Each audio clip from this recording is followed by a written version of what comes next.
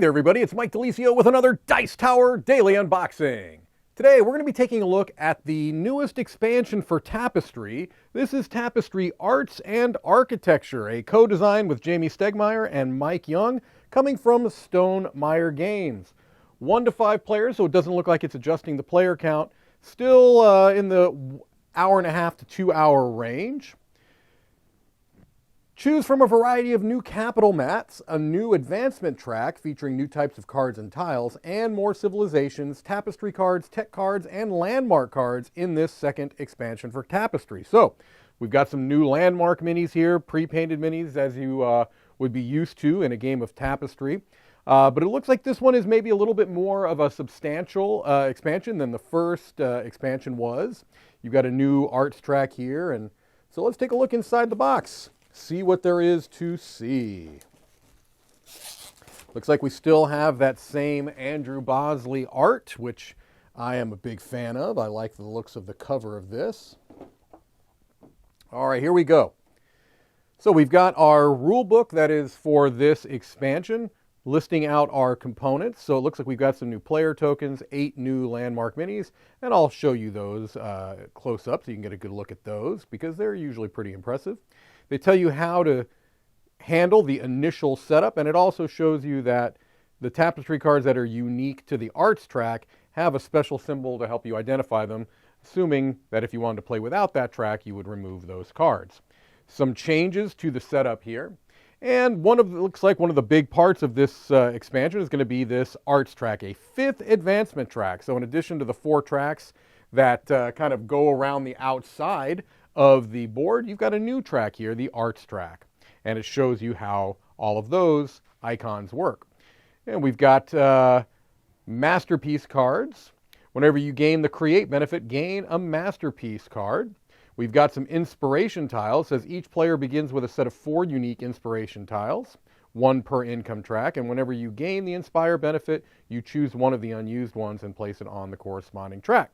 We also have new tapestry cards, and it says they're designed to be shuffled in with the others. We have new tech cards, also designed to be shuffled in with the others. We've got new civs, meant to be shuffled in with the others, and some rules and clarifications. Also, the adjustments that were made, there were some balance adjustments that were made throughout the course of development for the game, and with the expansions, they've listed those as well. Here we've got our solo and 2-player variants, the Automa and Shadow Empire. I have talked quite a bit in the past about the solo variant for Tapestry. I'm a big fan of it, and this shows you how it works with this expansion as well. We've got a reference guide for what is specific to this new expansion with the new tech cards and the arts track. This is in a envelope. I'm wondering, I don't think there's anything spoilerish here. Let me just open this off camera and I'll make sure that there's nothing. I'm guessing these are the new civilizations, but let me just take a look. Yeah. Okay. So we've got some new civs here. Let's take a look at them. We've got the collectors. All right. We've got the renegades. The urban planners. Oh, I know who Tom's going to play every time he plays this game now. Every single time. Gamblers. Relentless. Okay. And then we've got our new capital cities. The archipelago. Look at that. The canyon. These are very different looking capital cities here. The cavern. Cloud City. The mesa. And the swamp. I'm very intrigued to see how these capital cities are going to play out because those do look very, very different. Unfortunately, it looks like we've had some of these minis bounce around a little bit. Hopefully they're okay. We'll take a look. Do I have tape? I feel like there's tape. There's not tape. It was just simply All right, I think we're okay. I don't think we had any damage there. There we go. Look at me. This is my OCD, making sure everything fits back in. Here we've got some of our cardboard components. Okay. Looking through these. All right. Here's our new arts track. Let me just kind of scroll through this slowly for you. You can get a sense for the different icons, and maybe you can kind of guess at what some of these abilities do, or you can always just look at the rules. We've got more of our player colors. I don't know that I need to really show you much of those. Those are just the same as the kind of acrylic. Now look at this. A D20 now. Oh, science die. I'm assuming this is still the science die. That's exciting. Let's look at some of the cards. For the first time, we've got some small square-sized cards in Tapestry. Let's take a look at these.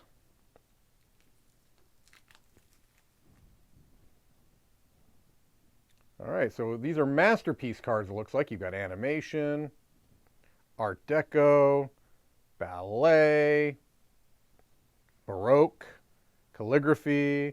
So obviously these are fitting with the arts track. Different artistic pursuits, endeavors, graffiti, haute cuisine, Krav Maga, if I'm pronouncing that correctly, I'm not sure. Map making, mime.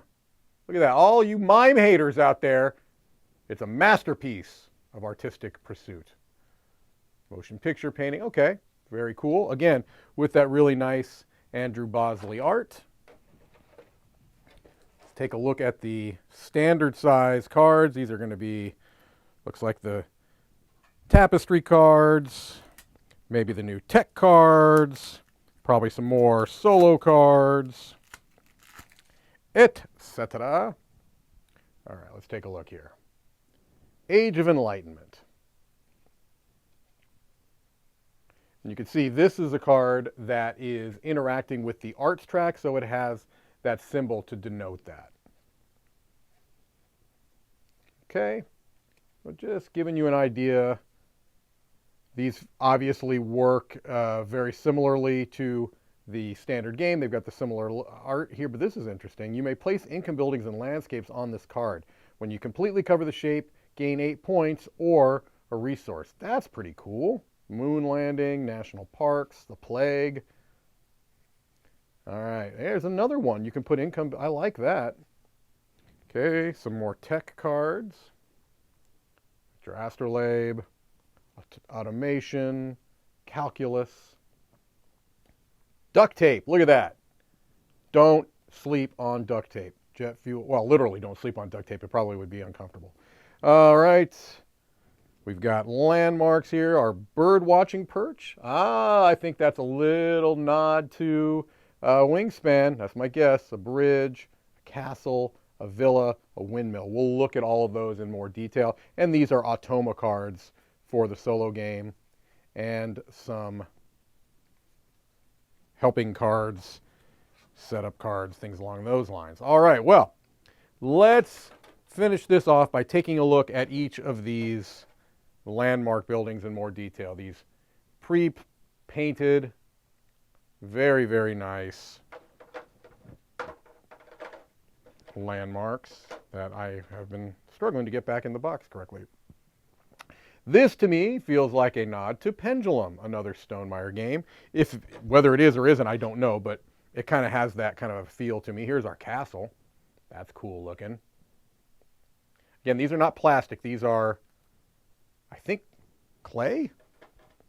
I want to say that the original code name of this game when it was being developed was clay. Our windmill, our bridge. See some nice detail on those. Here's our bird watching perch.